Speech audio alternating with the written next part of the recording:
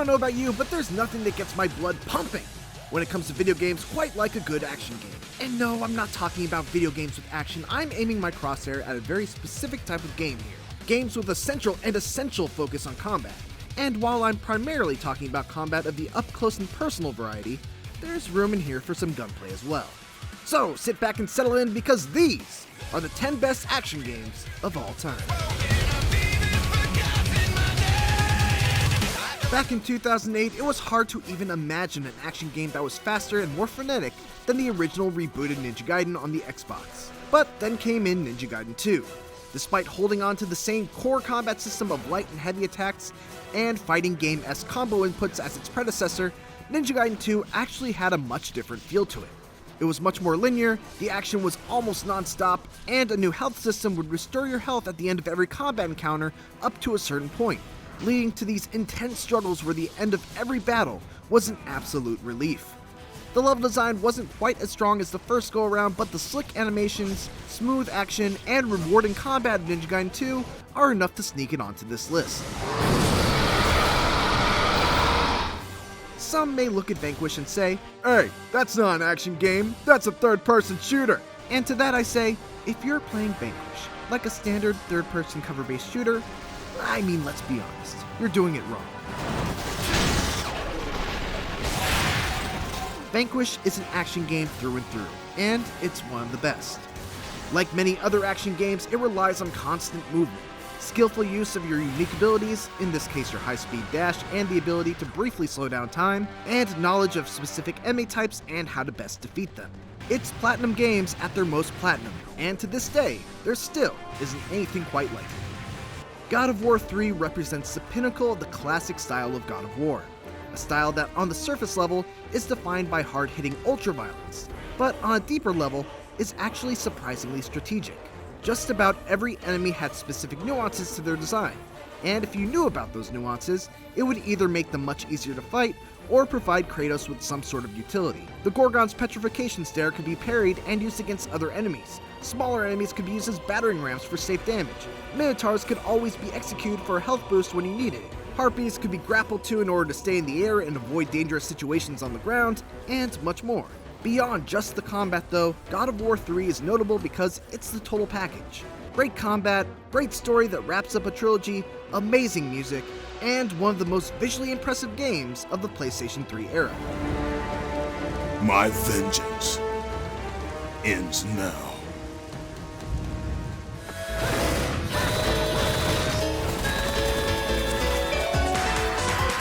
Both Bayonettas are so close in quality that it's really hard to pick one over the other, so both of them take the 7 and 6 spots simultaneously.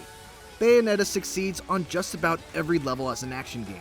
Its action is over the top, challenging, stylish as all hell, but most importantly, it rewards a skillful balance of offense and defense. In a lot of other action games, the reward for having good defense is not taking damage and perhaps getting an opportunity to attack. But in Bayonetta, every time you execute a perfect dodge, you trigger Witch Time, which allows you to deal dramatically more damage thanks to the slowed down action. It leads to a super fun style of combat that is built not only on non-stop action, but also on that super cool feeling you get when you just get out of the way of a big attack. Few things can trigger a rush of dopamine and endorphins in the brain, like blocking a giant Metal Gear arm with a tiny sword, then hurling it into the air, cutting it in two with one clean strike, all while Rules of Nature plays.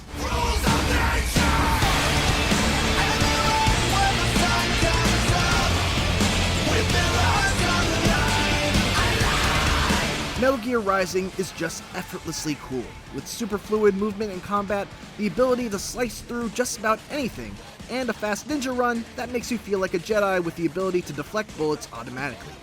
Beyond that though, Metal Gear Rising also has a unique combat system that, like Bayonetta, relies heavily on carefully timed defense, but instead focuses on parries instead of dodges, and also throws in a slick as hell technique called Zandatsu that allows you to slice open your enemies in specific spots, grab their cyber hearts, and crush them to refill your health and energy. Also, and this can't be stressed enough, but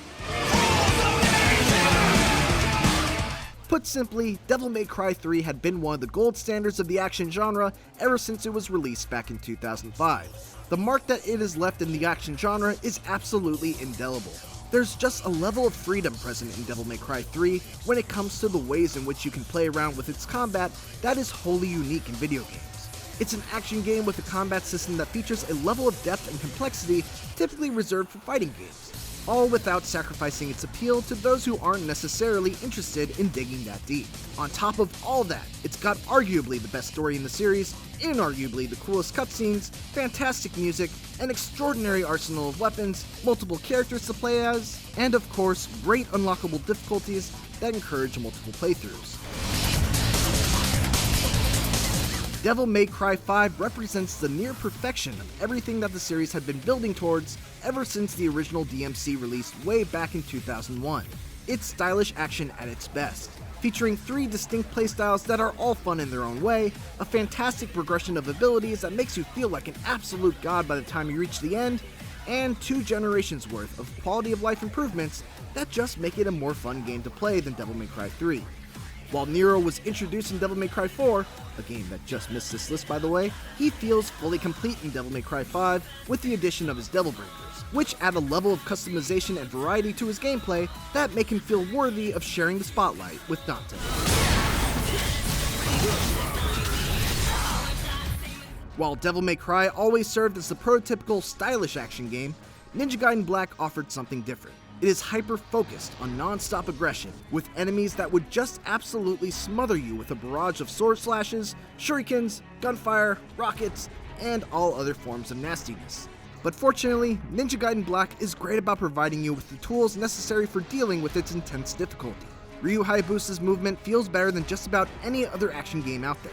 He's extremely mobile, he can run on walls, use a jumping dash slash called the Flying Swallow to go right through enemies, jump off enemy heads, and by timing a heavy slash right when you land, you can immediately suck up essence and execute an extremely powerful ultimate technique. All great action games have a quote-unquote dance that you have to first learn before you can excel at combat, and Ninja Gaiden Black's dance is the most fun to figure out and execute. 2018's God of War pushed the genre forward in ways that it had not been pushed since DMC essentially revolutionized it back in 2001. It has everything. Absolutely gorgeous visuals, extraordinary combat that took the core tenets of the previous God of Wars and adapted them to a completely different style of play. Along with that, it had an epic story that also hit on a very emotional and relatable level, brilliant character progression, and the list just goes on and on. God of War is not only a monumental leap forward in the action genre, it's a leap forward for gaming in general. And that's the list. What do you think? Drop a comment and let me know. Thanks for watching, and while you're here, why not check out our reviews for Devil May Cry 5 and God of War 2018. And for everything else, keep it here on IGN.